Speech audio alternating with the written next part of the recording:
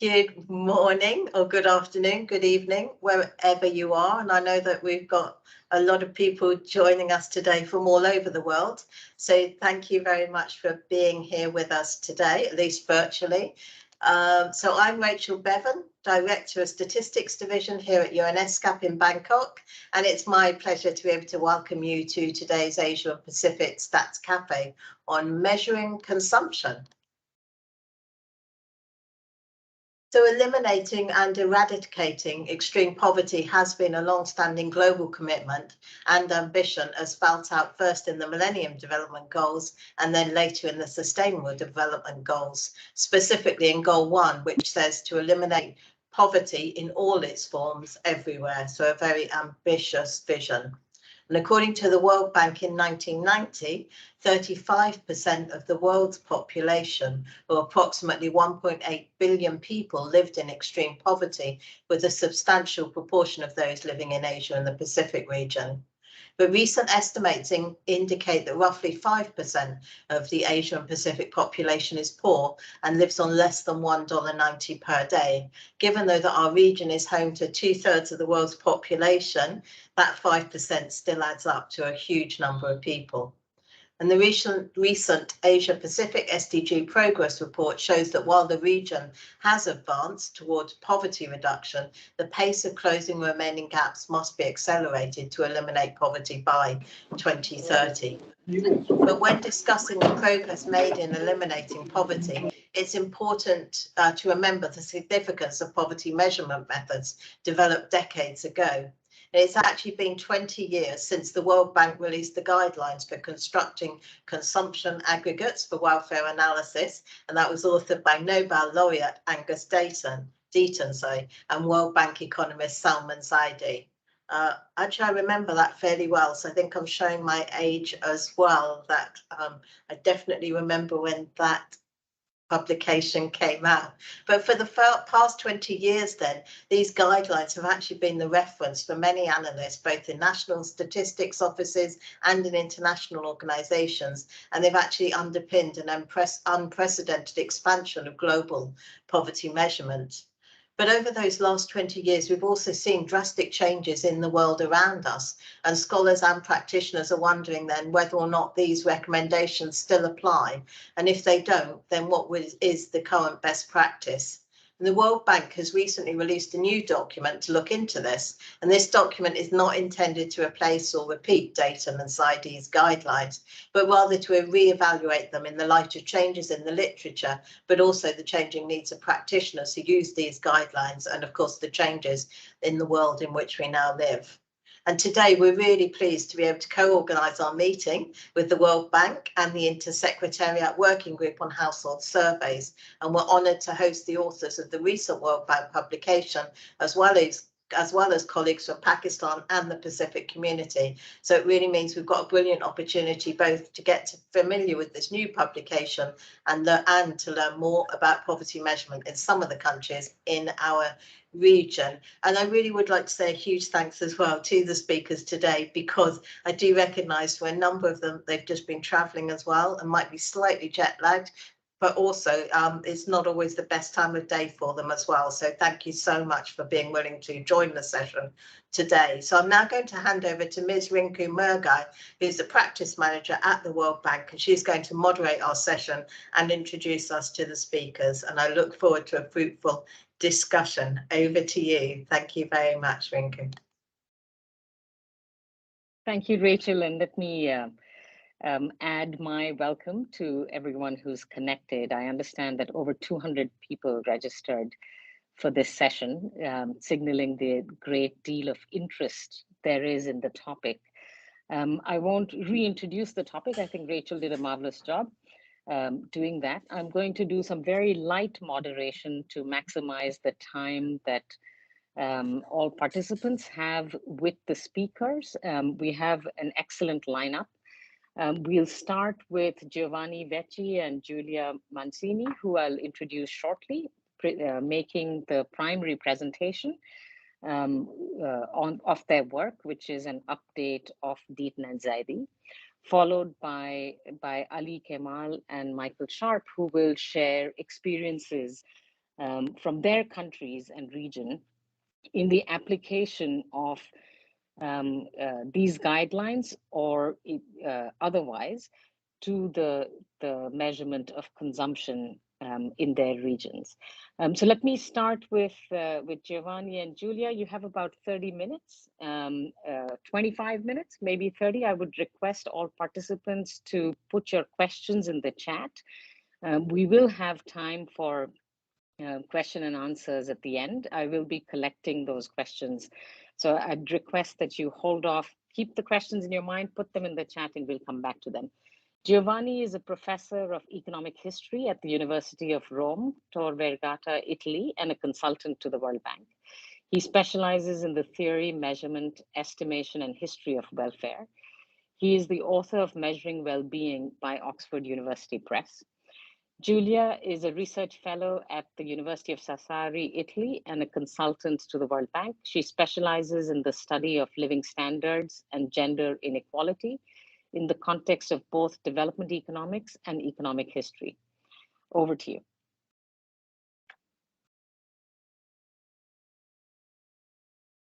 Thank you, Rinko. Thank you for the organizer for giving us a chance to share this. I would call it book because actually, as a paper, probably it's too thick to qualify as a paper. But this has been the follow-up, as has been reminded. I think I have to take control to move, and then yes, right. So that slides can move. Yeah, right. So the beginning. It's as has been just reminded in the Deaton and Zaidi working paper, LSMS working paper, that just to give you a sense of how popular is this working paper, the statistics that can be checked even now, perhaps by the time I downloaded this number has already increased. This working paper was downloaded for about 8,000 times, and that, according to rankings that have been done inside the bank, only 2% of bank products surpass 1,000. So that is giving you an idea of, despite not having been published in top journals or it hasn't been translated into a book, this working paper has really had a big impact, judging from this bibliometric numbers. And even in academic circles has been very popular. If you check Google Scholar and other sources, you will be amazed in how high it ranks.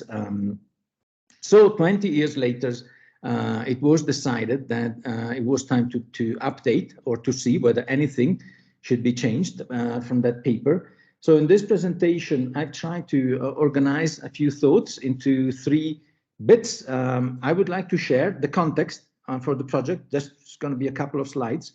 And then I will focus on what is new, right? Because there is so much more that the only way to make it in 20 minutes, it's to focus on what is new. And I thought also that it would be interesting for the audience to know what is not there, so that expectations could be met in a way. What you will not find in this booklet here. So the context is very simple. It all started in February 2019. The World Bank Poverty and Equity Global Practice decided to produce an updated set of guidelines focusing on monetary poverty measurement based on consumption data. And specifically, the focus was on the construction of a consumption aggregate. And then the work, it was decided, should take as a starting point Deaton and Zaidi 2002, right? And should focus on what has or has not changed in the intervening 17 years. So that was the mandate, so to speak. By May 2020, we completed the first draft, and that was, I think it's important to go through this process because it gives you a sense of how much work has been behind the booklet.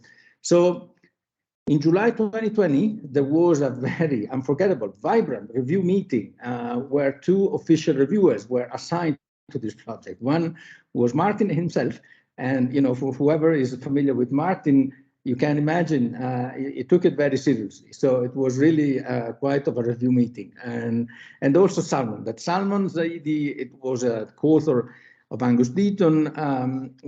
He has a different style, but still he had very clear ideas that he shared with us.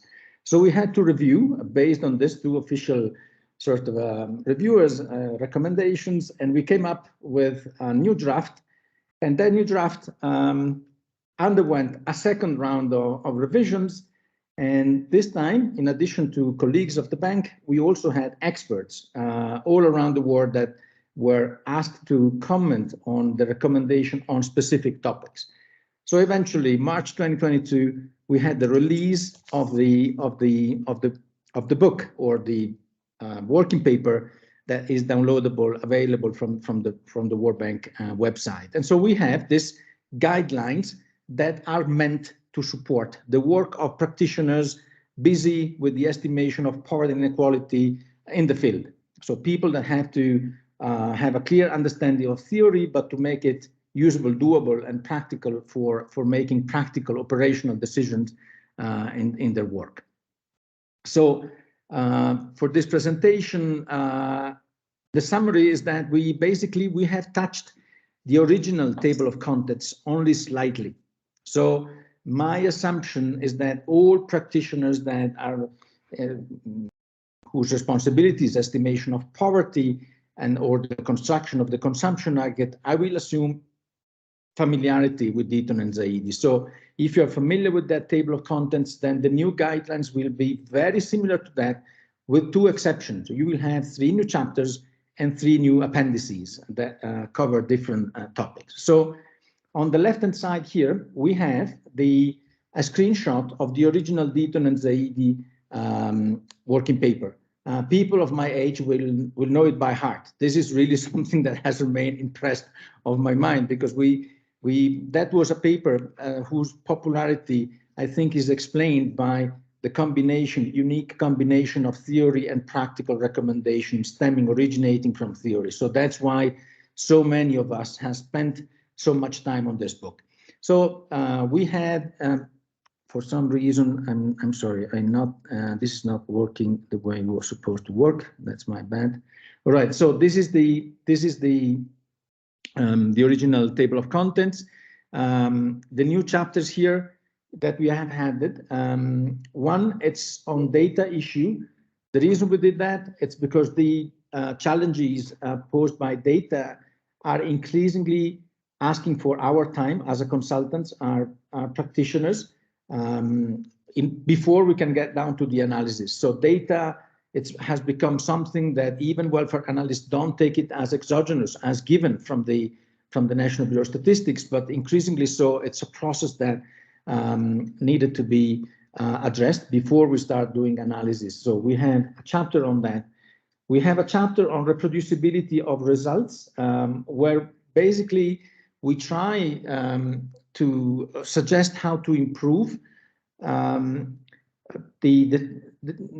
we deal with the situation where we start a project, we receive whatever was done by colleagues prior that were responsible for the project, and then we should be able to reproduce all results very quickly, and that's very rarely happens. So we are trying to tap from knowledge of many colleagues and put together recommendation and guidelines for making that happening, so that every time we start a project, we don't have to send 2 million emails bothering people how you did that. And so we have some practical advice on that. Now, and we have a new chapter with all recommendations that have been put in the same place. So for those of us that are very, very much in a hurry and don't have time to read a few hundreds of pages, you can jump to chapter 10 and you will find a quick sort of summary of the main recommendations. So as for those who have not entirely familiar with Deaton and Zaidi, they used in the original documentation to have boxes at the end of each chapter where all the discussion that has taken place in the chapter was summarized in a very few words. So here I have the screenshot from the original paper of how the recommendation by Deaton and Zaidi looked like. You had a table, you had a discussion on the left-hand side, but then in a very few words, That's what practitioners need when they are on mission or when they're just sitting at their desk and they have to take quick decision. That was the very first of the Deaton and Zaidi recommendation. I will read it to you. This is something that we know by heart, many of us, but I will read it for you. Attempt should be made to use money metric utility and to calculate the partial price index with individual household weights. So this was meant, in Deaton and Zaidi's words, to be a very practical recommendation after reviewing the theory underlying that. So there is a chapter that explains why they think that the consumption aggregates should be calculated according to this using this wording, the money metric utility. Now, we asked ourselves, after 20 years, how many of us have followed that advice? How many have calculated the consumption aggregate using a money metric utility? And has this recommendation been followed in practice? This is the answer. It's negative. This is a map where we sort of consulted about, I think it's 150 countries, tapping from the publications that are publicly available on the internet or official publication. So red means the recommendation has not been followed, right? So not MMU, it's the red. And you can see a few spots, a few places where you have those dark areas. This is where the recommendation has been followed. So the bottom line from this picture is that the very first recommendation of Deaton and Zaidi has not become the rule. It's actually quite the exception according to this reconstruction. So the question I had, what's wrong with the recommendation of using a money metric utility? So this is the formula that reminds us what is the money metric utility. It's just household expenditure X at the numerator of this ratio divided by a price index. So in simple words, money metric, it's household expenditures adjusted for price, cost of living differences and or inflation by using a partial index. So what's wrong with that? And our reply is nothing. This is easy. It's a household expenditure adjusted for prices. Nevertheless, for some reason, this has not been used.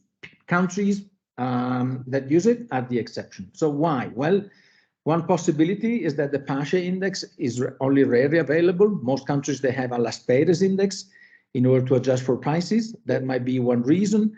Another one would be that other countries don't use expenditures. So the numerator, you don't have X, you might have a different concept of well-being, and they use income. So that's another difference that might explain the little popularity of that. The other explanation is that practitioners just don't care about the theory that is underlying this thing. So that's why I think another reason might be that the original chapter in Deaton and Zaidi that were explaining why we should use MMU and providing thereby the conceptual framework, it's no easy read. So for this reason, I'm sharing with you now the table of contents of the new guidelines. And as you can see, we included a chapter where we try to iron out the difficult part of chapter 2. But there is a precise choice here. The idea, it might sound obvious, but I think also in my experience in the field is that unless the practitioner has a clear analytical theoretical framework, it's very difficult to implement, to take good practical decisions on minute details.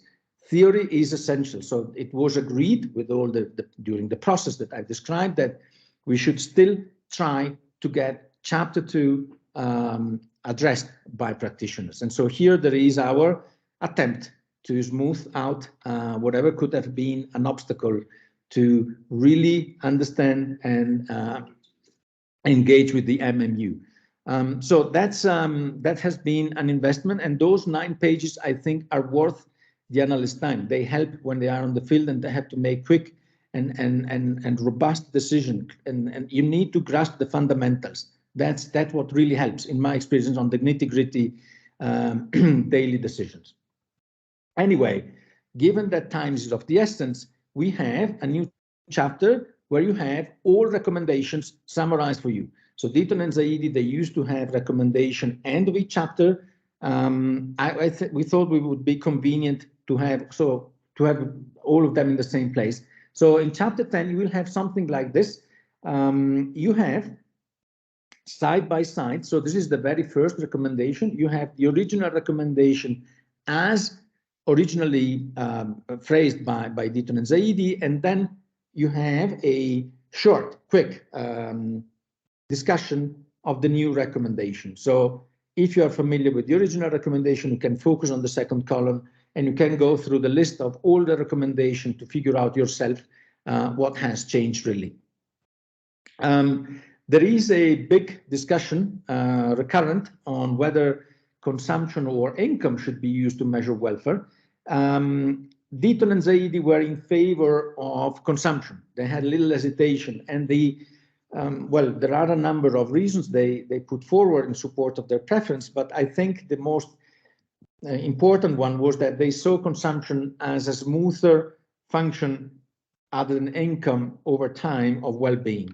So that is telling you that if this is the case, then consumption on average provides a better measure of the average standard of living during the period of the survey.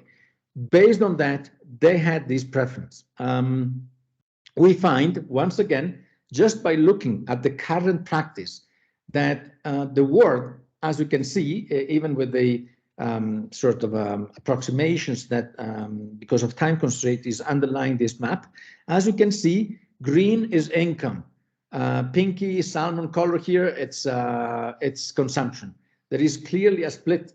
So even if we have a preference, or we had, actually, let me say it properly, Deaton and Zaidi had a clear-cut preference for consumption. As a matter of fact, today, the word, it's kind of split. So the new guidelines open up in a way to income, saying that, well, if you have to put it in the, answer this question, the question depends. There are no compelling arguments in favor of income or consumption, but the general rule goes that consumption is perhaps a better idea for low middle income countries, based on the idea that material deprivation that is better captured by consumption is probably the priority. Why in other circumstances, when countries have begun the transition towards sort of a better living standards on average, then the argument for using income increases, because income is more than consumption and brings with it a number of things. I think that an essential reading, it's the book by Atkinson that was published posthumously in 2019, Measuring Poverty Around the World. It contains beautiful pages that help figuring out whether the conceptual idea of consumption and income is more appealing to each country. But certainly income has entered the picture in the new guidelines, and we have an appendix, which is new, that provides operational guide to construct a household income aggregate. It's because you might have a preference for income over consumption from the beginning for very reasonable or defensible reasons, or because sometimes in many countries, I'm sure that to many of us, we have an experience where consumption data didn't allow to produce a good consumption aggregate. So given that the survey data still contain information on income, we had to go to a second strategy and work through and using the income instead of consumption. So we thought it was good to have this section where we provide some guidelines. The guidelines are based on the Canberra Handbook, so that they are also our colleagues from national accounts will be happy, because they would be they will talk to each other. And then there is also a nice initiative by the LSMS. It's called, on the use of income and wealth for measuring well-being. And I have provided here a link for those of you interested to find additional material on that. Now, in terms of new chapters, I mentioned before the data issues now have more visibility in the new guidelines. This is completely new, so it was not there. You might be interested to have a look. We agreed during the process where authors discussed with the management, with the reviewers, and with the literature to find a compromise of what would be acceptable, right? To include in the guidelines for consumption aggregate, we agreed that we should touch on two things: missing data and outliers.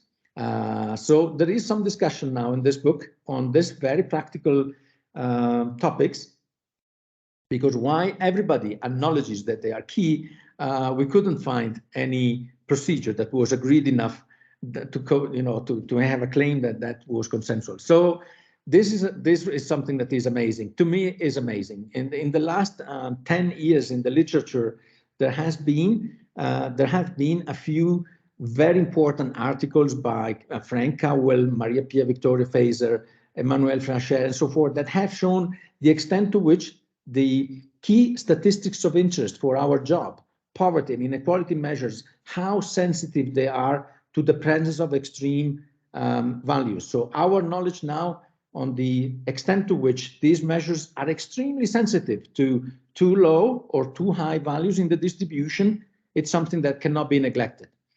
Now, this is the literature. If we look at the practice, in this graph here, in this map here, I'm showing you our review of the 150 or something publication reports, and the dominant color here, it's this khaki, this beige color here, and beige here means undocumented, meaning that most of the reports all around the world, they're not telling what they do with outliers, right? There are exceptions, of course, and there might be sort of omissions in this map, but the overall message here is that there is very little attention to documenting how outliers are treated. And this is very, very important and influential for final estimates. So we come up with practical recommendation. We have developed a tool. It's a data program that is called OutDetect. I think there is a World Bank working paper forthcoming with it. And as you can see, the recommendation is, well, report how many outliers you have for your variables of interest. I suppose that is the nominal consumption aggregate or whatever it's, or per capita income. So this is Malawi, I think. So you just report that you have 0.6, and then you compare the difference that it makes, whether the analysis includes outlier or it doesn't. So this is the Gini index on the left-hand side. With all observations, you get a Gini that is 0.40%. If you remove as few as 0.6% of observation, Gini goes down by 4 Gini points, which is a different country, a different message, a different story. So I don't think we can ignore or dismiss this kind of things in the reports, and that should be systematic part of our poverty and inequality analysis, right? So you have this kind of recommendations and tools also that are available in this new guidelines. So I will just bring to your attention that we also have a chapter on sensitivity analysis. This is a topic that was already in the original Deaton and Zaidi recommendation. Here we try to reinforce, I would say, and now the recommendation reads that each and every report should have a systematic, and I've tried to use colors to put the emphasis on a systematic sensitivity, and should be part of a technical report. When we act as authors of the report or as reviewers, I think we should always ask for a section that shows how robust are results to the choices that we make along the way. And so here, it's the key question that I have in mind. It's really to start addressing systematically and with no excuse the question, how robust are our findings? And we provide, we don't have time for this presentation, which is short. We provide templates, tools to experiment with. Each of us has a sense of how to robustify results, but here we just have identified a few tools that might be of use for readers. Finally, we have a new chapter on the reproducibility of results. We got inspiration from an excellent book that was published in 2009 by Scott Long for Stata Press, right? So, but for those of you who are familiar with this author, he's just a very good read. it combines theory and practice, and it's not an accident that this book has been published for a publishing house that it's a commercial software producer, right? But it's a good balance between practical advice on making sure that when I close my project and I pass it to my colleague just to need to go through my do files and click one instruction and get the whole analysis underlying my report reproduced, right? That is essential. And we have included a chapter on that with hopefully a procedure that might help achieving that. Now I'm almost done actually. I had this, I'm struggling with the control of the remote control of this. I'm just have a slide, two more slides on novelties. When it comes to construct the nominal consumption aggregate, we usually aggregate 4 different building blocks: food expenditures, non-food, non-durables, durables, and housing. And we have different challenges depending on for each of these 4 subcomponents of the aggregate, right? So I summarize in one slide here some 100 pages that you will find in the guidelines. As far as food is concerned, there are no major news. 2 exceptions that I will mention. One, it's the presence of rations, food rations. Many countries have that, have the presence of public distribution systems. I think this is an area that requires a lot of work, and we just get started here, but it's something that is very important. Second, it's questionnaire design. I have a slide for that. The way we ask questions in the questionnaire, there has been a recent literature that shows that has a big impact on numbers that we get, and that implies comparability among countries and for the same countries over time.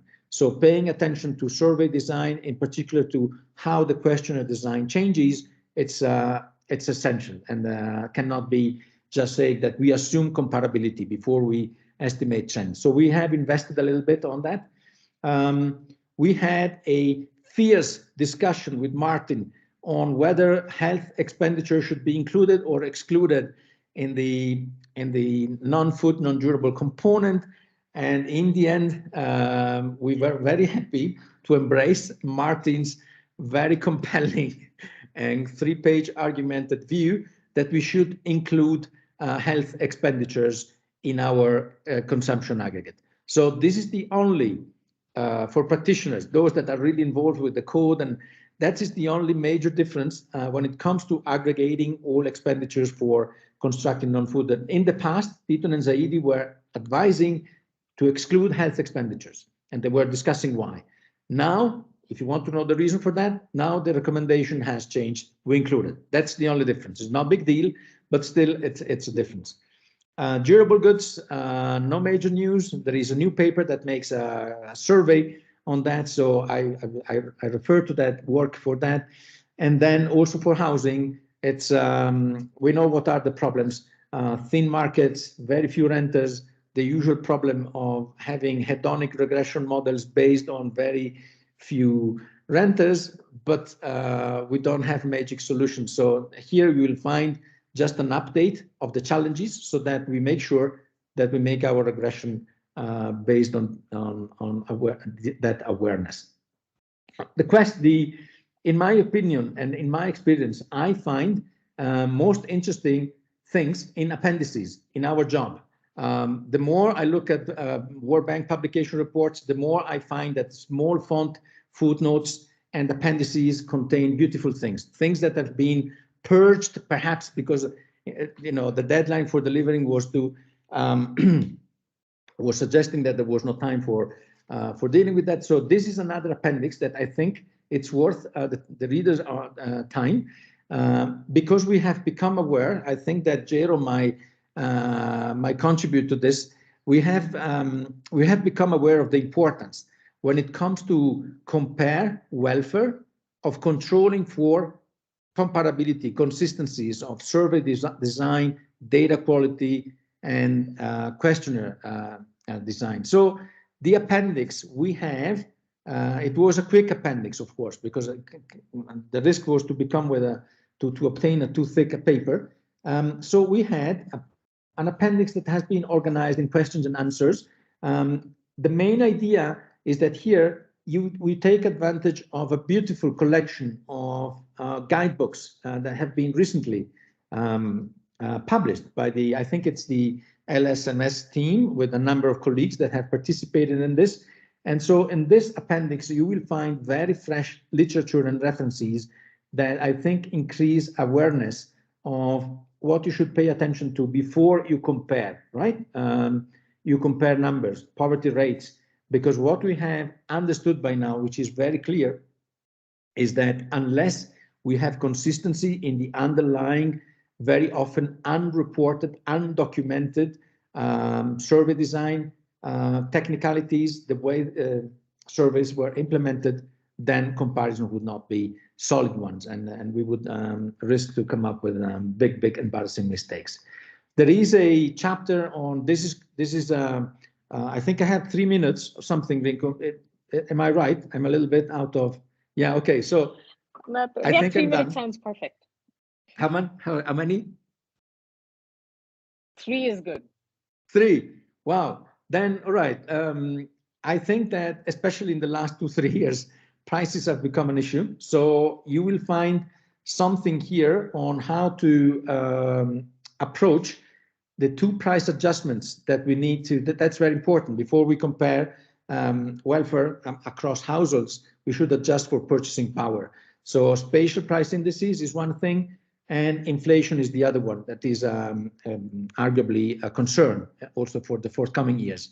So we address very practical questions. This, if time permitted, I would ask the attendees, to use the chat to, if they were faced with a very simple question like, suppose you have to adjust for inflation your consumption aggregate X, would you use one CPI so that you just use one single deflator? Or if you had knowing that the consumption aggregate is the summation of food expenditure plus clothing plus other things, would you use different components of the CPI for converting into constant prices? Right, so we discussed this. We found very little advice on these things in practice. We argued in favor of one. You are referred to the working paper if you disagree or if you think, because that is what is nice about this, is that there is no agreement on anything. So this is where we achieve the largest consensus, and we provide explanation on why you should use one deflator and not multiple deflators for that. The last minute will be used for. We were very surprised to find that when it comes to adjusting for household needs, the most common equivalent scale that was used, it's called FAO WHO equivalent scale. Almost 44% of all poverty assessment reports is based on that equivalent scales. And that is surprising because that is a scale that basically uses the energy requirements. This is the case of Argentina. So as you can see, the less is your energy requirement, the lower is your need. That is the mechanism underlying that scale. But for an economist, this does not even qualify as a scale, right? As an equivalent scale. The scale is the difference between 2 expenditure functions. It's not about calories. It's not based on how many calories. It's based on the cost of calories. So this is very surprising. And we have a strong recommendation, say, don't use that scale. Even if it's the most popular, that scale don't even qualify as an equivalent scale. So if you're interested on that, it would be for you an interesting read. And we just conclude that you should go with the per capita, because that is a benchmark, is the workhorse everybody is used to. But then there is an encouragement also in line with Atkinson committee recommendation to use equivalent scales and adjustments. So I'm finished. One slide to conclude, just to say that might save a lot of time for the audience.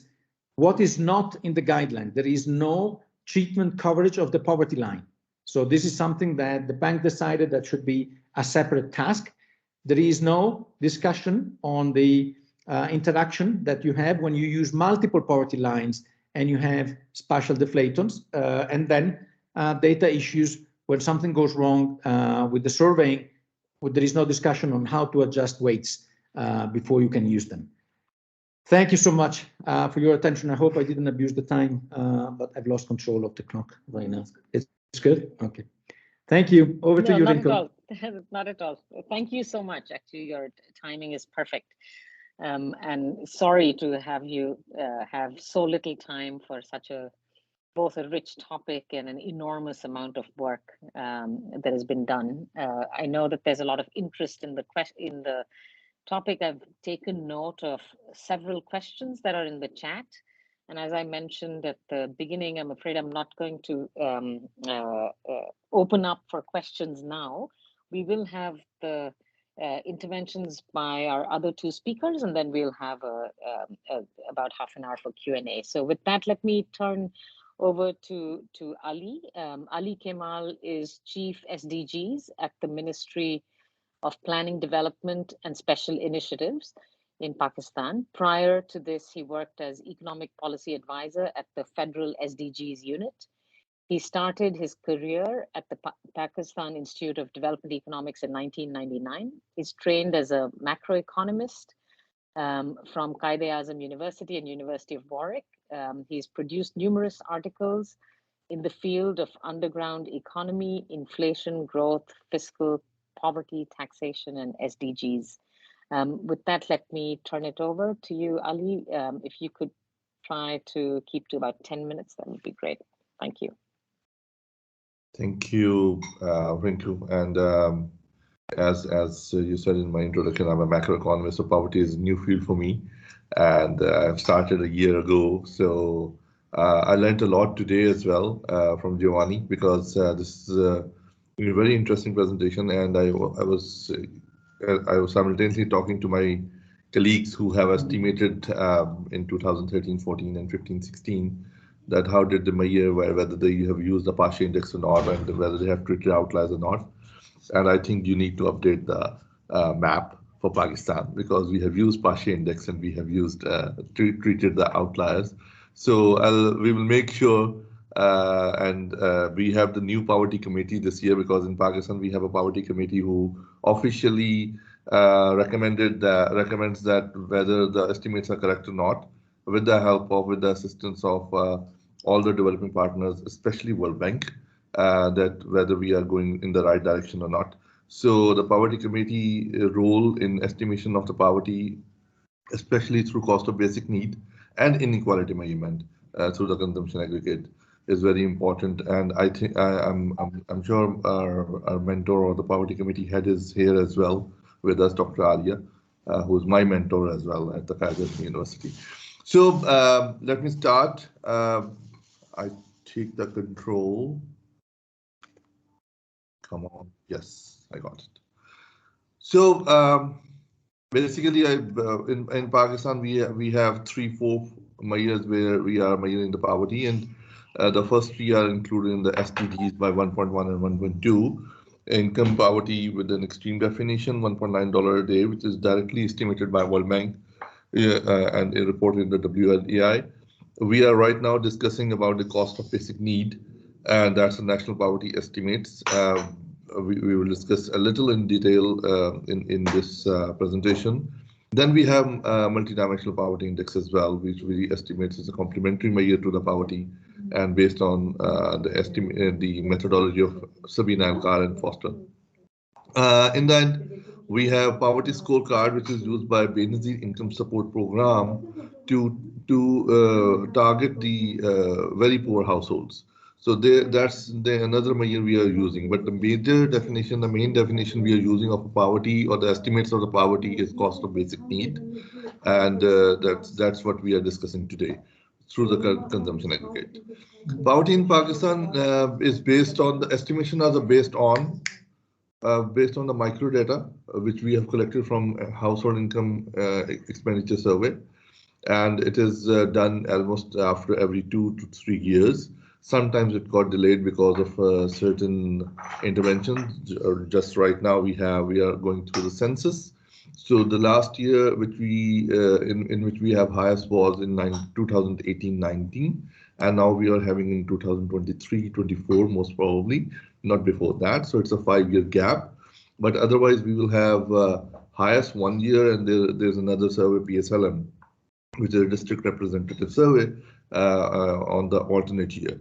So besides independent researchers, Pakistan Bureau of Statistics, which is the National Statistical Organization, they have started estimating the poverty number using the HIAS in 1990s.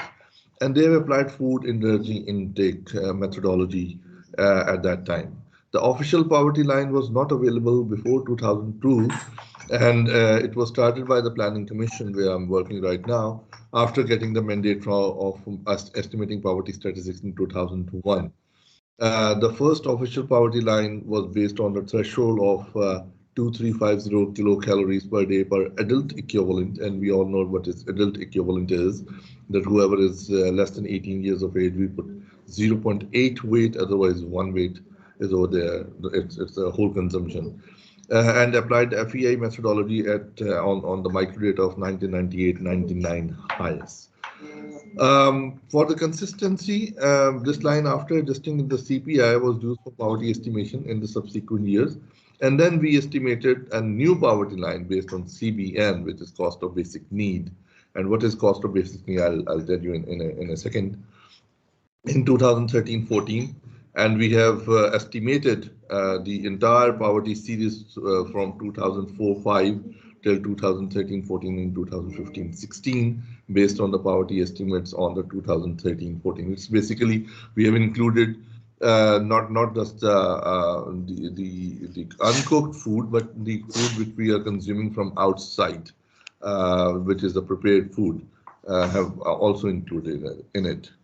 So moving forward, cost of basic need in this year, we estimate the cost of basic food bundle, which is a food poverty line, and then we have the allowance of basic non-food goods, which is a non-food poverty line. So we add them, and it's a total poverty line. So that's how we calculate it. And in general, we use 10 to 40 deciles as a reference group, which is very close to the poor people. Not going after 40 and not going below 10, because that's an extreme poverty situation. So that's the reference group which we have taken in estimating the poverty line. Then how do we do it? There are two methods. So in first, we determine the average energy requirement, estimate the cost of 1 calorie intake, and then calculate the food poverty line, which is basically, if I go back, yes, which is basically the average energy requirement multiplied by the calorie intake. And in the second method, we identify a suitable food bundle and then estimate the cost. Both methods give the same estimates. And if we start with the first one, it has two steps. We have calorie requirements calculated with the assistance of nutritionists and demographers from all over Pakistan, and then determine the energy requirement. So energy requirement are the population shares of each gender of the each group in the population multiplied by the individual energy requirement. And in the step 2, we have the cost of 1 calorie intake, which is kilocalorie intake. The cost of 1 calorie can be calculated by democratic way or the plutocratic way. In Pakistan, we are calculating it through the democratic way with a democratic country. So on a side note, on a lighter one. So on the food poverty line, the method 2, we have very interesting estimates. And if I skip to one slide, we have lower bound estimates and we have upper bound estimates. What are the lower bound? This is just the theory. I'm skipping it because of the time constraint. In lower bound, we select a group of households whose total expenditures are equal to food poverty line. That's the main difference. And in the upper bound, we select a group of households whose food expenditure are equal or very close to food poverty line. So by both the measures, whether we are using the lower bound or the upper bound, we eventually leads to the same poverty estimates, and that's the beauty of the approach is concerned. So using this approach, we have poverty line estimated in 2013-14, which is 3030.32 per adult equivalent per household. and we have been estimating the poverty estimates for the last 15 years, and it is continuously decreasing from 50.4% till 21.9%. As far as I've already mentioned that we for the money metric unit we are using PASHE, but people are generally confused like me that our CPI is basically based on the LASPER index, not the LASPER index, not the PASHE index. But we for the money metric unit we're using PASHE index, and we will definitely mention in the poverty we will mention the poverty committee, and hopefully we'll have in the technical guideline notes and the appendix that we are using PASHE index and how are we treating the outliers. I think I'll stop here, and if there are some questions, we will be happy to answer that. I think I'm within time, right? Perfect. Thank you. I also think that the presentation that you made, Ali, is a very good, links very well to a lot of the questions that we are seeing in the chat. There's lots of questions about the multiple approaches that exist for measuring poverty that extend beyond the money metric, utility or consumption or income-based poverty measures. You provided a good example of what Pakistan is doing now, as well as the historical perspective of the ways in which poverty measurement has evolved, and the alternative approaches that Pakistan employs are linked very well to some of the questions. And so we will come back to that. With that, let me turn it over to Michael Sharp, who will talk to us about the Pacific. Michael is an economic statistics and microdata specialist working for the Statistics for Development Division of the Pacific Community, or SPC. He provides technical support to Pacific Island countries to collect and compile census and survey microdata and to accelerate statistical capacity development and innovation in the Pacific region. Mike is coordinator of the Pacific Statistics Methods Board, and is currently managing projects on poverty statistics that are IDA funded. I happen to manage the team that supervises those projects. So nice to see you in person, Michael, virtually. Technological advancement of national population and housing censuses that are UNFPA funded, and food systems. Over to you, Michael. Thanks, Rinku, and thank you, colleagues.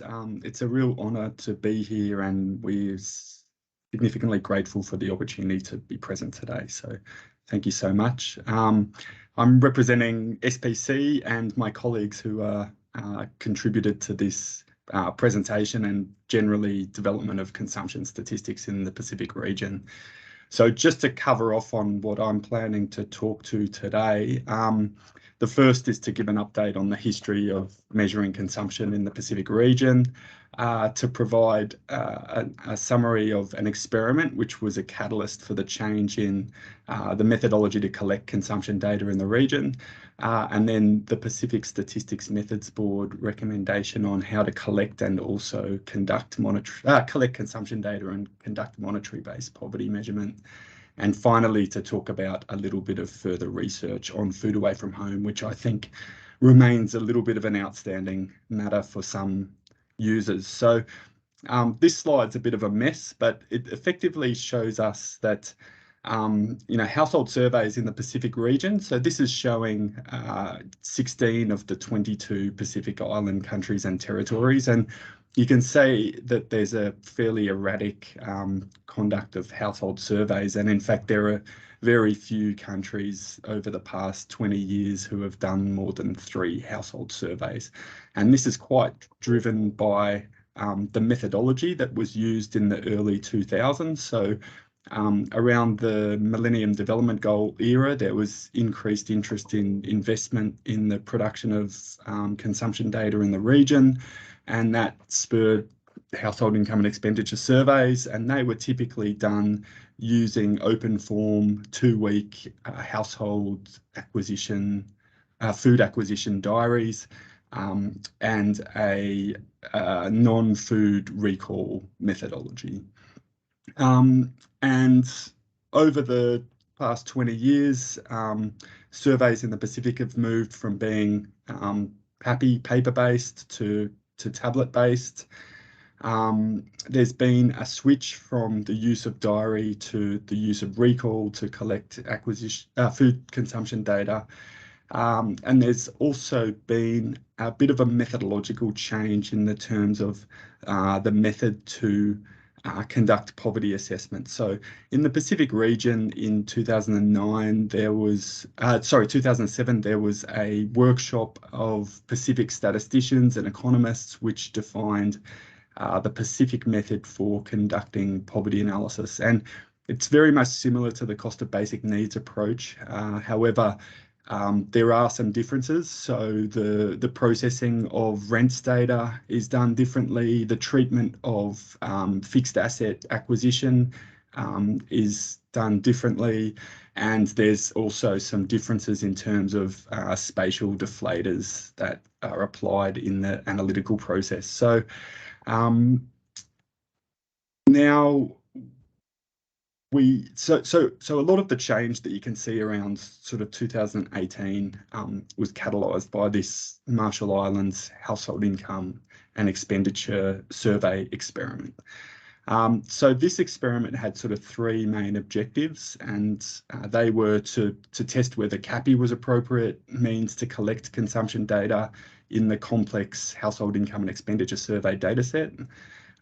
Whether certain complementary survey modules were valid for inclusion in the survey. So with reference to the most recent guidelines, the inclusion of the collection of meal partakers, the inclusion of a standalone food away from home module, and also the collection of data to estimate use value of fixed assets. And then we also were looking at the efficacy of diary or recall methods for collecting food consumption data. So we had 5 experimental arms. The benchmark, I guess, was the number 2, which is the highly monitored CAPI diary. So that's had field staff visiting the household every 2 days to enter the diary data into the tablet so we could really monitor completion rates. And then, of course, the 7-day recall is the current World Bank FAO recommendation for collecting food data through household surveys. And then there were some other variants of the diary using paper, using a high monitored paper diary, a low monitored paper diary, or a variant of the 7-day recall, which included a second visit to mark a point in time for bounded recall. So the results were that the status quo, so the method in the Pacific previous to 2018 was using a paper diary, and we found that it was 5 times more expensive to implement, and that might be part of the reason why we have so few time series of poverty measurement in the region. We've also found there was low completion rates of the diaries and a decline in number of items reported over the 14-day diary period. We also found that in the stocking, there was an apparent net destocking. So when we looked at the diary opening and closing stocks, it seemed that in almost all cases, opening stocks were higher than closing. So that's indicative of a problem with the survey method. And we also had low completion rates of the diary. So effectively, what we found was that the old method was resulting in high cost, low completion rates, or declining in participation throughout the diary period. Net destocking, so there's a problem with collection of consumption using the diary anyway, because a collection of opening and closing stocks is essential to measure consumption. And effectively, the methodology resulted in, I guess, significant changes in terms of poverty rates. So when we look at the benchmark against the low monitored diary, poverty rates are in fact doubled or even more than doubled. And that's perhaps just a function of the mode effect. So in terms of the Pacific Statistics Methods Board recommendation for collecting consumption data on the consumption side, on the collection side. So we're using CAPI, we're collecting data on use value of assets, stocks if you're using a diary, and we're using a 7-day in-house food consumption recall. So this slightly differs from what the World Bank's recommending. So in the green box, you'll see that we actually asked the respondent to estimate the value of food consumed from home production and gifts. And this is, I think, the collection of quantity is recommended by the World Bank, but not the value. But we're fairly limited with spatial price data in the Pacific region. So it's quite important that we collect these value data. So in the case of one of our member countries, Tokelau, it's in fact taboo to sell fish. So it's all home produced. And so there's effectively no market for fish, or no price to estimate the value of those fish consumed. And therefore it's important we collect the value of home production consumed. In terms of the monetary-based methodology, monetary-based poverty assessment methodology, so the recommendations of the Pacific Statistics Methods Board are up there. They're very much aligned with the guidelines, so I won't talk through them all individually. But I think the main difference is the use of household reported home production. So in the Marshall Islands HICE experiment, something that came up was that the food away from home methods for processing the data and estimating calories sourced from food away from home really impacted the dietary energy consumption estimates. So when we look at, just on the right-hand side for the sake of time, the top panel is the average dietary energy consumption estimates using the cost of in-house calorie approach. So food away from home is reported using food away from home expenditure, and we use the in-house calorie cost to estimate the calorie source from food away from home. But the bottom panel shows the calories sourced from using an alternative approach, which is the calories per meal approach. And I think this really highlights, food away from home becoming an increasingly important source of consumption. It does highlight the need for improved, I guess, guidance in terms of how we process this form of consumption. So I won't talk about this slide at all, really, but there's significant advocacy in the Asia Pacific region for further research in food away from home. And we are currently, well, I guess firstly to share our experiences in implementing the new recommendation for collecting food away from home. So you can see the red line denotes the methodological change. So to the left of the red line is household surveys that use the one-line food away from home consumption method. And on the right side, there was an individually administered 7-day food away from home consumption recall method. And you can see that with the exception of Vanuatu, which is a high rural population, food away from home consumption estimates seem to have responded significantly to the new method that's being applied in the region.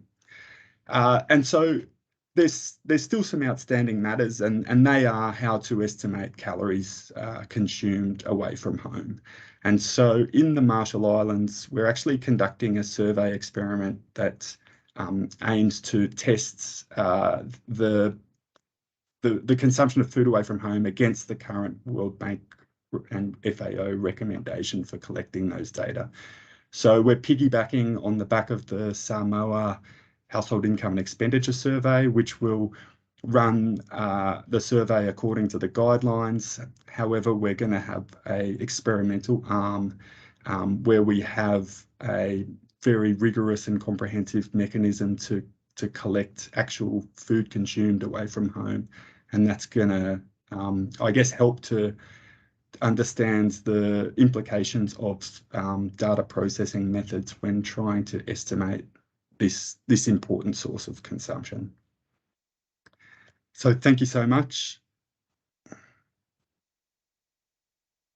Thank you. Thanks a lot, Michael. Should we keep presenting? Sorry, I just wanted to check with you, Afsana. Or would you like to take it away I so can that stop. you can see Yeah, faces? I can stop sharing so you can see that. Yeah. Okay, great.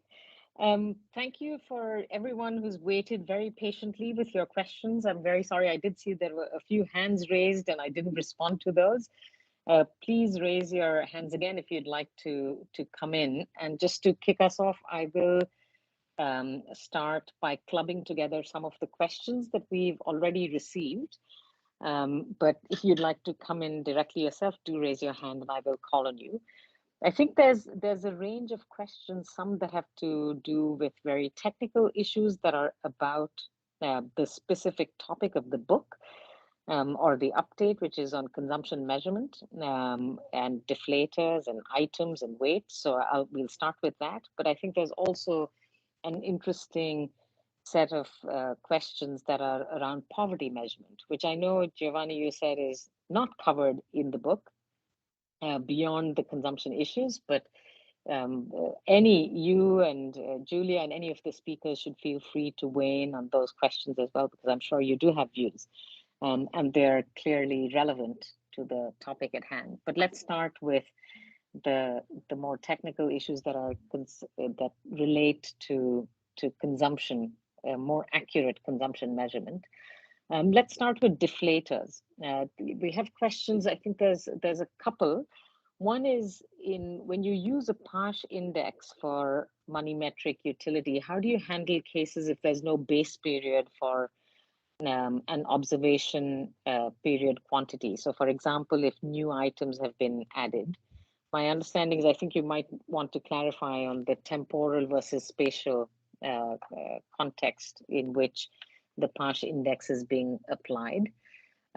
Also, would you recommend using a common deflator when we know that households face different prices? Prices might differ spatially and prices might also differ across households within a region based on characteristics of the households. With that, let me pass it back to you on those two questions. Thank you, Rinku, and thank you to all colleagues that are participating and asking. It sounds like difficult questions actually, because the reason is difficult. It's because the deflation, it's a topic that it's covered by Deaton and Zaidi, but their choice was really to focus on spatial deflation, while in fact, as practitioners, we have to face two different price adjustments. One, it's inflation that we have over time during the survey period. We cannot compare households that were interviewed in month 1 with households that were interviewed in month 12 in the presence of price changes. We have to make adjustments. So we have to adjust for inflation within, I would call it within survey inflation. And then we have to adjust for cost of living differences across regions, across the territory. And Deaton and Zaidi, they basically what they say, it's of course they are aware of the two adjustments, but they just focus on spatial adjustments, and they recommend using a PASH. Actually, they are aware that the kind of PASH analysts can have is just limited to food items. So it's not just it's a food PASH index, and that poses problems. Many scholars are unhappy not covering other components that are very important, non-food. We can think of energy and the role that it has. But so this is an area where I think we don't have clear-cut recommendation, because you have this the necessity of having a deflator that simultaneously, in principle, it should be one deflator that in order to compare households consistently in the survey should adjust simultaneously by time and differences across regions at the same time.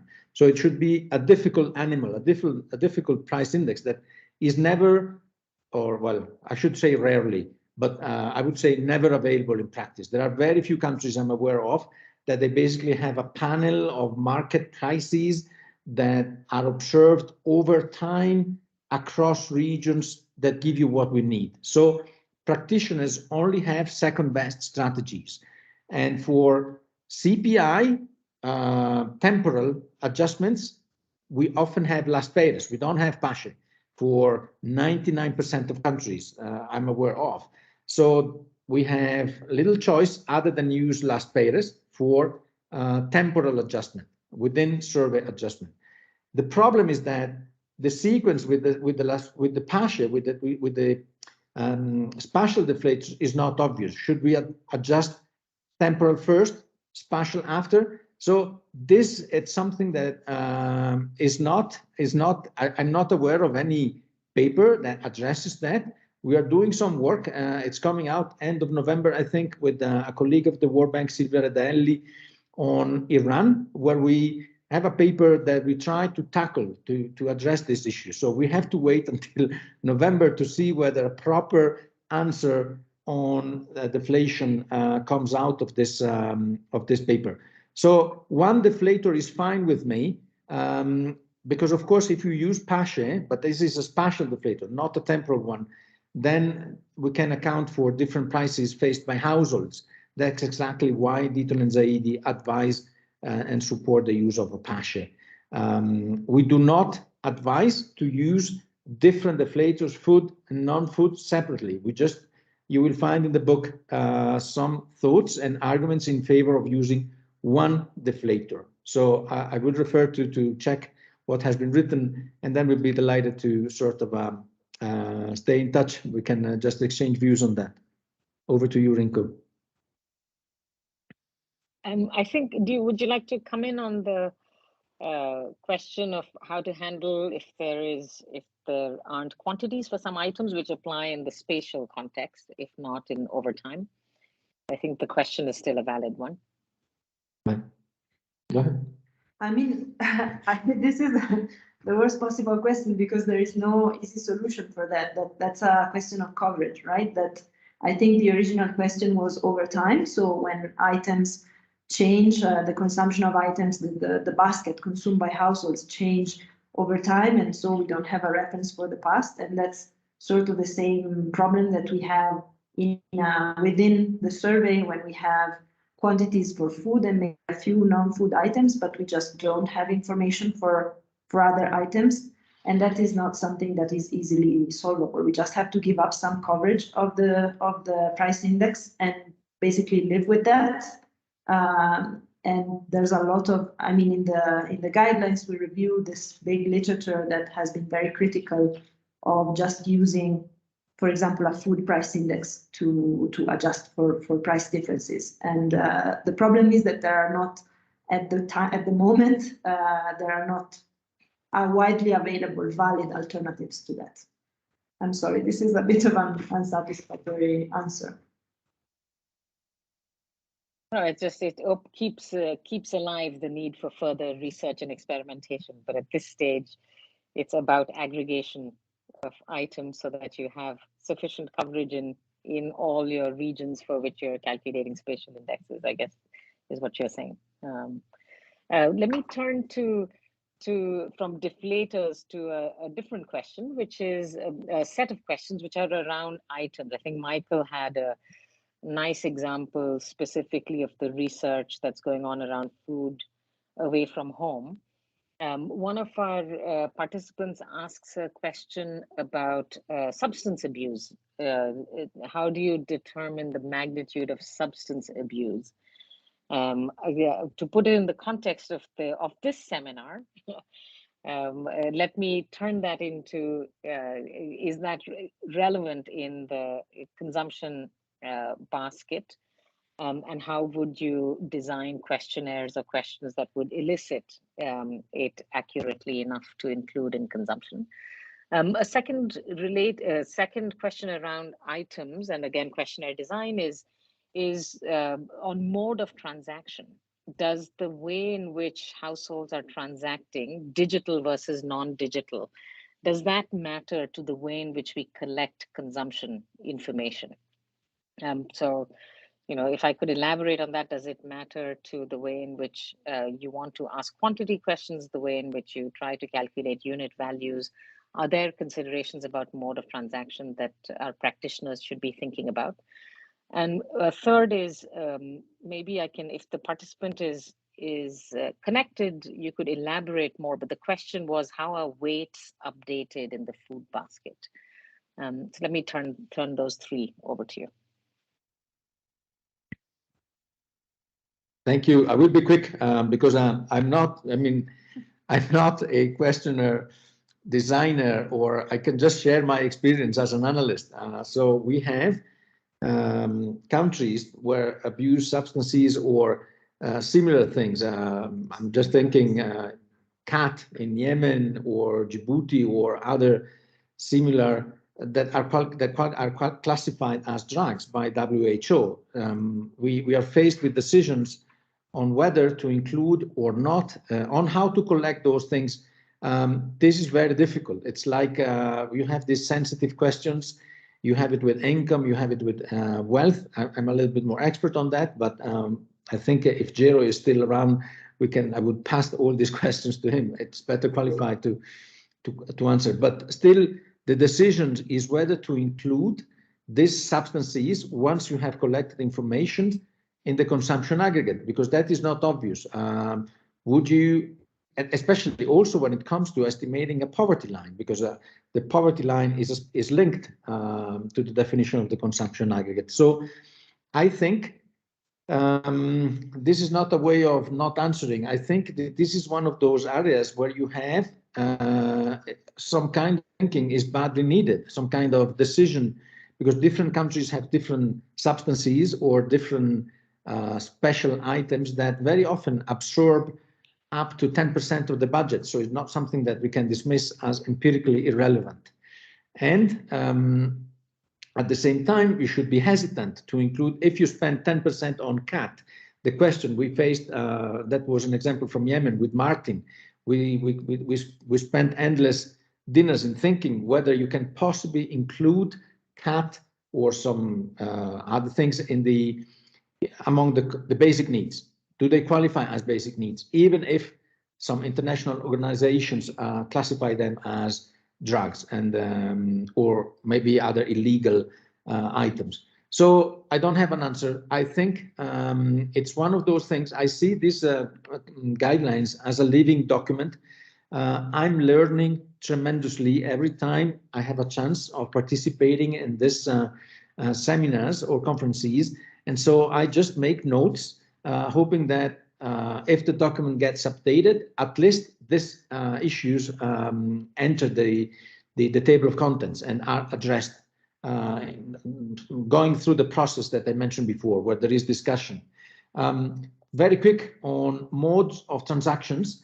I don't know. I really have no clue. So I'm not aware of any experiments that can support any conclusion. So on that, I will be silent. And the last question was on weights. I think that the problem, it's how to update weights if you have household service every 5 years.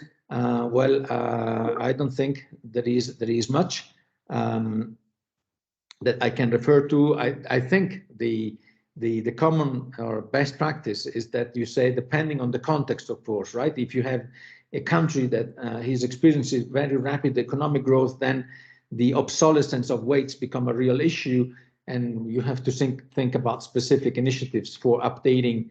And so there is an argument for refreshing the estimation of poverty rates with higher frequency. Otherwise, 5 years, it's supposed to work well to refresh weights every 5 years, but not for contexts that are going through very rapid change. That is the only rule of thumb I can share. But again, I suspect that the high frequency surveys or other tools are available, but I'm an analyst that takes those data and see how good they are, and not the vice versa. I'm not the one designing those tools. Over to you, Rinko. Thank you. I think since you're encouraging Jero to to come in on some of these questions. Jero, I was going to give him 5 minutes at the end. Maybe I'll give him a little longer than that. So Jero, you should be preparing to respond to some of these on a collection of how to design questionnaires to collect information on substance abuse, on whether the mode of transaction matters, and what the research says on that. But let me, before I hand it back to Jero, it's again an invitation. If anybody would like to come in, raise your hand and I'll call on you. But let me club together a few more questions that have come in, which have to do with the use of these guidelines for consumption measurement, and assuming we have a good measure of consumption, what's the best way of measuring poverty? As we know, there are counter approaches to poverty measurement. So there's the money metric utility, which leads to these consumption-based aggregates and potentially cost of basic needs measures of poverty, as Ali presented. But we also know that there are other approaches such as the MPI. There's the subset of the CBN, which are food poverty lines. So the questions, there's a couple of different questions related to this. One is that you're recommending in the revised guidelines to do a lot of sensitivity analysis. And the sensitivity analysis will obviously lead to potentially a range of consumption estimates, not just one. Will that not scare off policymakers who are really interested just in us as practitioners providing our best estimate of poverty, not necessarily a range of sensitive estimates of poverty, especially when other approaches such as MPI seem so simple? There is another question on MMU versus MPI as an approach. Overall, your views on that, and on whether food poverty lines still promoted, your views on that. So let me pass that back to you, but others should feel free to come in to respond. Ali and Michael, this is also for you. Yes, thank you. I think the sensitivity is exactly, I'm fully aware that usually we have this rule that we should circulate one number, only one number. Otherwise, so be it for a poverty line, poverty rates, it should be one. Exactly for that reason, the responsibility of that number is enormous. You have to be very comfortable and confident about the number that we end up circulating. And the only way I think we can sort of feel confident, it's by having the emphasis here is on systematic. And it's something that you should always find in the report, sensitivity. Sensitivity is not a deluge of other numbers that any policymaker can pick. It's just how sensitive, it's the number that eventually is chosen to build up the story to choices that are inevitably arbitrary, right? Because this is our job, and there is no algorithm that can replace the analyst. So I think that in the first place, it's very rare that policymakers venture into technical analytical things and in the details of the analyses. But here, the instrument that we propose are very specific, right? So we have a classical instrument, the stochastic ranking. So stochastic dominance is something that has been with us for 40 years. And we advise on how to use that tool to clarify the robustness of the number that we share with, that we go public with. So it's a very specific tool that provides no other competing estimates. It's just how solid is that number. And then we have, when it comes to writing the executive summary, and we use the bold type to figure out, to highlight that poverty is higher in rural other than urban, we are just suggesting how to test that claim in the sensitivity analysis, so that also the policymaker will feel comfortable about trusting the key results in the executive summaries or in the key tables, because he knows that those results have survived a number of tests. And if he's interested, or she's interested, she has the honors to get through. So there is no risk, I think, of multiple and source of chaotic and numbers following the sort of guidelines that we have devised. But that was a very good point. I think. Regarding MPI versus MMU, we should have a 1 week webinar on that. I don't see them as competing. I myself, I have discussed this 2 million times with others and delighted to do one more time. But the essence is that there is no competition between the two methods, the way I see it, right? It's very clear what I can get out of MMU, what means monetary-based poverty analysis. And that is something that I like because it's grounded in theory. So I understand every single tweak, any single indication that comes out of that. Theory, it's of utmost importance. MPI is fascinating for different reasons, but I don't feel as comfortable because it suffers from a number of problems that all composite indices suffer that are well known. So I wouldn't sort of feed the competition between the two things. I would rather take advantage of the synergies that we have. I just wanted, if I may, 30 seconds. I saw comments on the food poverty line and the undernourishment and other sort of the use of the food consumption models.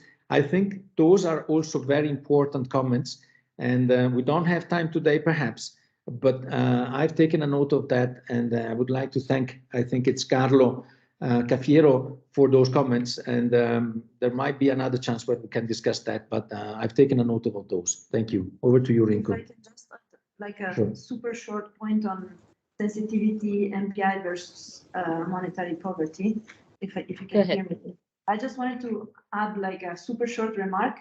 I think the issue is that sensitivity is actually inescapable, even if you opt for MPI, if you were to opt for MPI, because as Giovanni was saying, sensitivity analysis is a way to strengthen our confidence with respect to arbitrary decisions, right? And there is unfortunately no shortage of arbitrary decisions in MPI as well, because even just the choice of the weights for the sub-indices is something that is decided by the analyst. So in a way, we are sort of making these kinds of choices in any kind of approach that we're doing. So sensitivity is a precious approach in any context.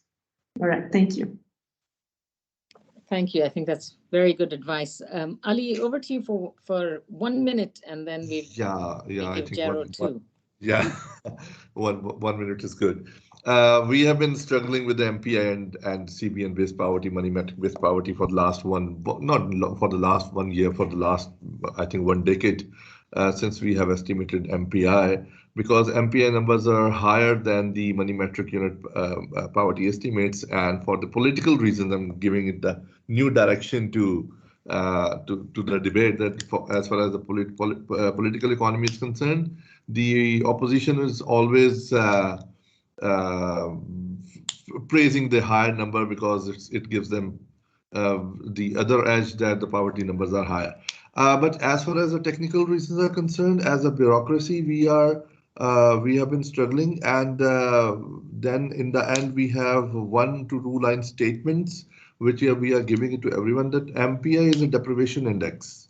And the CBN-based poverty or money-metric-based poverty is basically giving you the outcome of all the policies which are poverty-related, whether exactly the poverty is going down or not. Because otherwise, people don't believe in that, because the number of poor are increasing in percentage, they are decreasing, but the overall number of poor as far as the population is concerned, they are remaining the same or they are increasing. But on the percentage level, they are decreasing.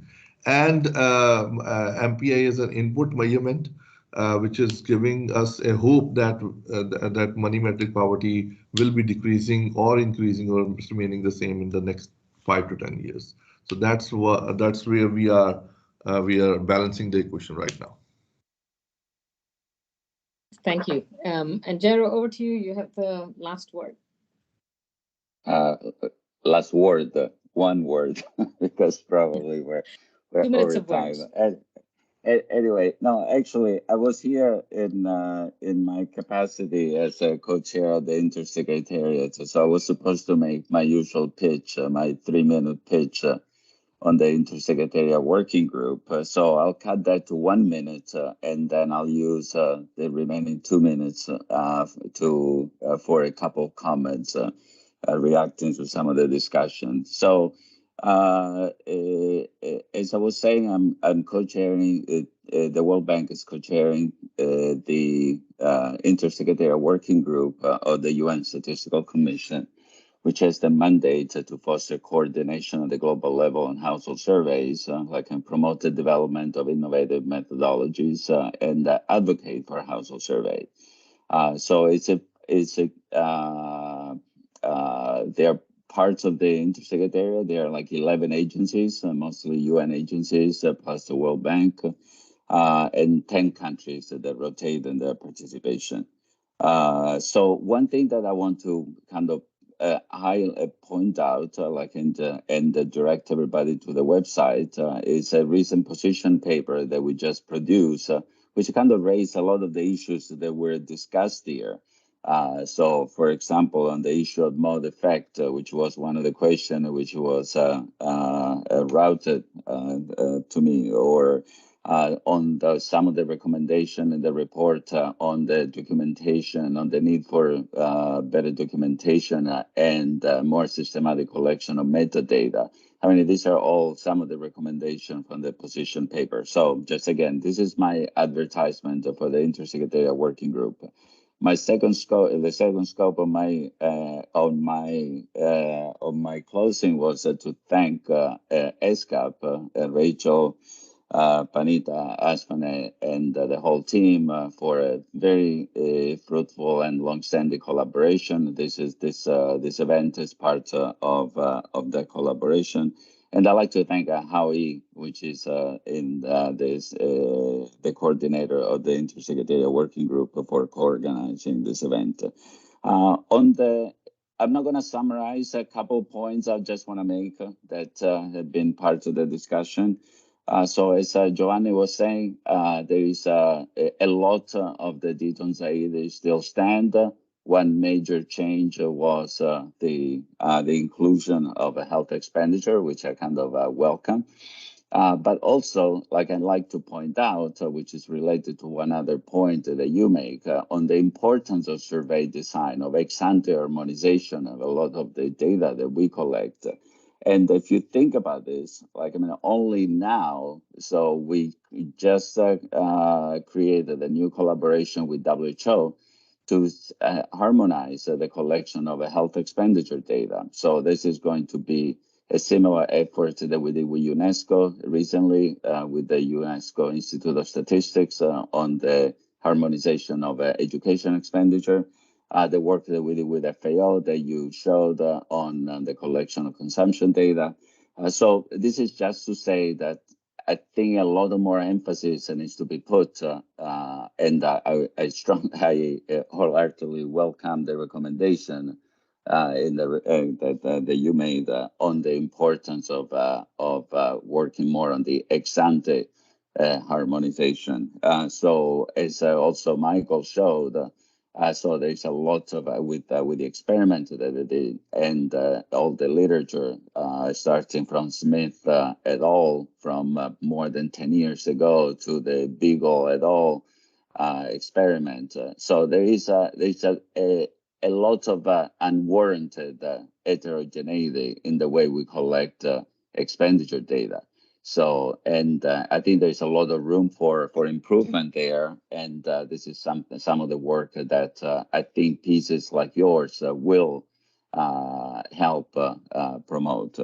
One other point that I quickly want to make is the new chapter on data issue. Of course, it's most welcome, although, as you said, you come out with a recommendation because it's kind of a mission impossible to come out with a recommendation on our treatment of outliers. So the sensitivity analysis one way, but as Rinku say, that's bound to create even more problems. So I think if I can make a couple of small recommendations, I think that something like this requires a broader consultation which again, your paper can start like just as a basis for some of these discussions that we should have globally, and perhaps the intersecretarial working group can serve also that purpose.